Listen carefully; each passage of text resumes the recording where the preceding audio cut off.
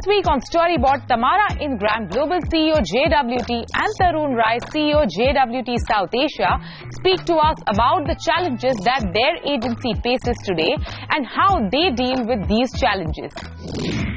Nick Emery, Global CEO Mindshare, speaks to us about whether his agency is changing from an agency to a consultancy and how his business is coping with the changing times. And Idea Cellular celebrates the entrepreneurial spirit of individuals from rural India in their new TVC. Hello and welcome to Storyboard. This is Shibani Gharat. In the last few years, the advertising industry has seen many changes and challenges as well. My biggest challenge is how to stay ahead of the change, says Tamara Ingram, Global CEO JWT, as we speak to her and Tarun Rai, CEO JWT South Asia, about talent acquisition and navigating through the fragmentation in the communication industry. Let's hear the full conversation.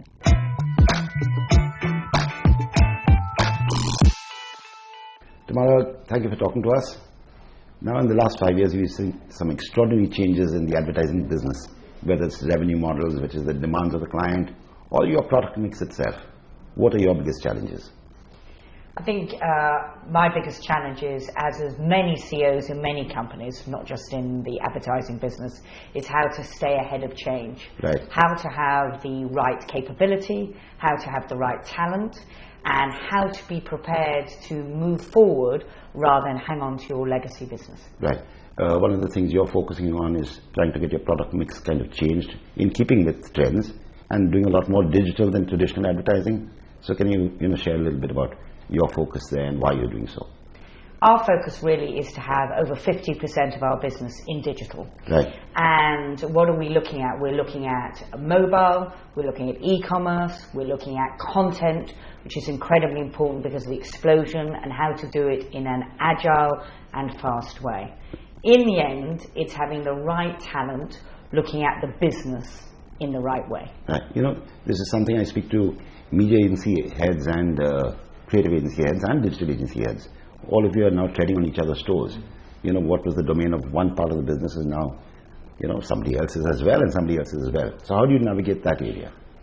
I think what is joyous for us in the advertising business is as fragmentation has increased and the channels have increased, we have a huge opportunity to be the brand navigator. Right. Many of our clients want a singular thread right. of how a brand presents itself. Right. So interestingly, it's coming back to the advertising agencies to care for the brands and to be take the guardian for the brands. Right. Yes. So you're dealing with similar challenges. One is traditional versus non-traditional.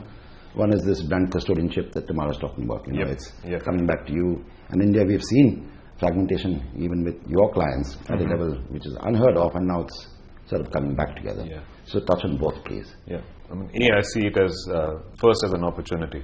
And I say to everyone since I've come back from media a year and a half ago, I said, look at it as opportunity. We have got so much more work to do. The more the number of platforms, the more the work for anybody who is in the communication space.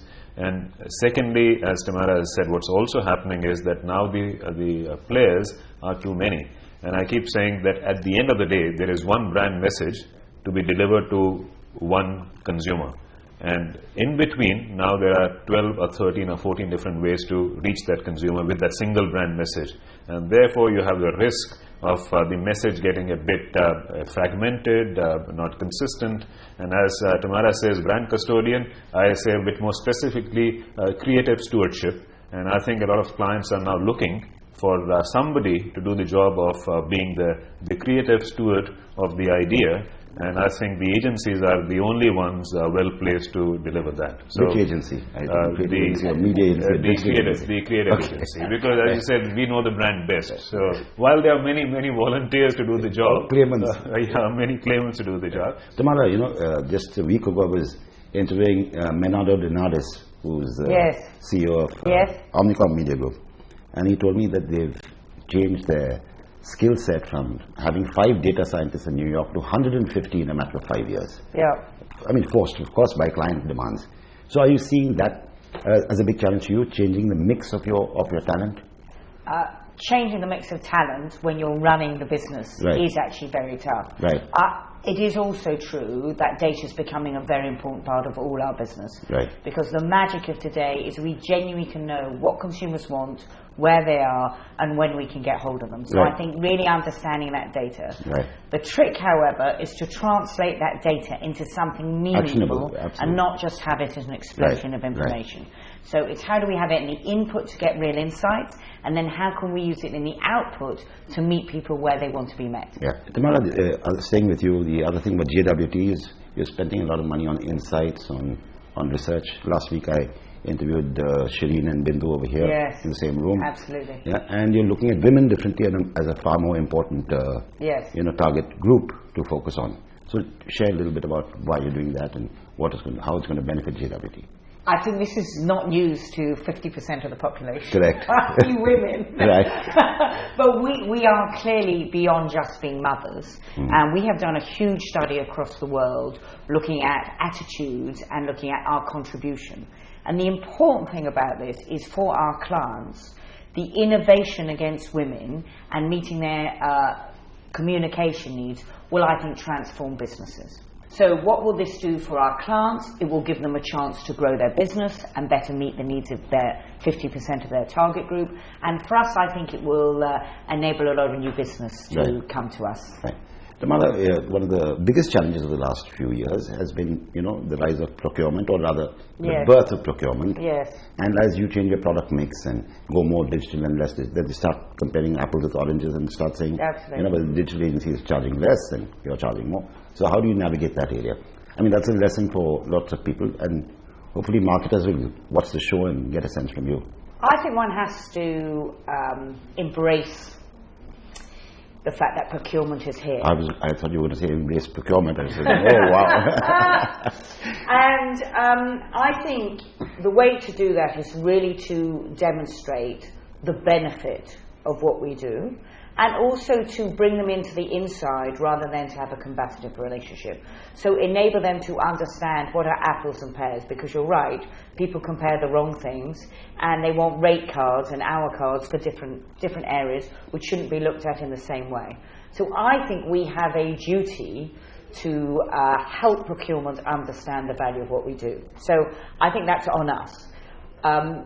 Obviously, however, what is disappointing in some ways is when procurement doesn't help a company invest in brands. Because one thing we know, that investment in brands grows value for companies. Right. And when they take away that investment in brands, it actually affects their shares and affects the value that the company in the end offers.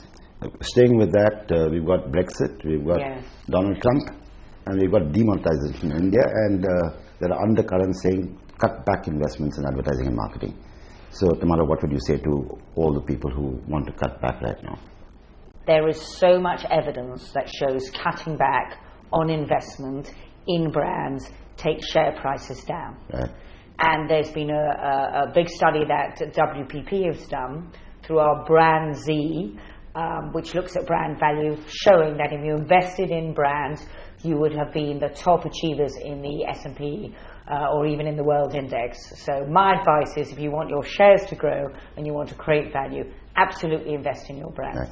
Tarun, India and demonetization, what kind of conversations are you having? And well, that's the raging debate about short term and the So what's going to happen? Because she's going to call you next week and ask you for your Q4 numbers. Or your projections for this year, next year, and then you had it. So well, unfortunately, the projections were done just before demonetization happened. So we'll review it. We'll have a rollback. Yeah. Well, again, as you know, the jury is out. But it's clearly, from whatever interactions we have had with some CEOs and marketers here, clearly there's going to be a short-term pain, maybe for a quarter or two. And after that, there generally seems to be a consensus that along with GST, there is going to be whenever that comes. Benefit whenever that comes. So now, depending on when that comes in, maybe 2 bad quarters and 2 very good quarters can see us through next year. Fantastic. Thank you, Tamara. Thank you, Tarun. Thank you. Thank you. There is only one brand message indeed to be delivered to a consumer, and in between there are many ways to reach a consumer with that single brand message, says Tarun Rai very well indeed. On that note, it is time for us to take a short break. When we return, we speak to Nick Emery, Global CEO Mindshare, about how his agency is becoming the backbone to his clients.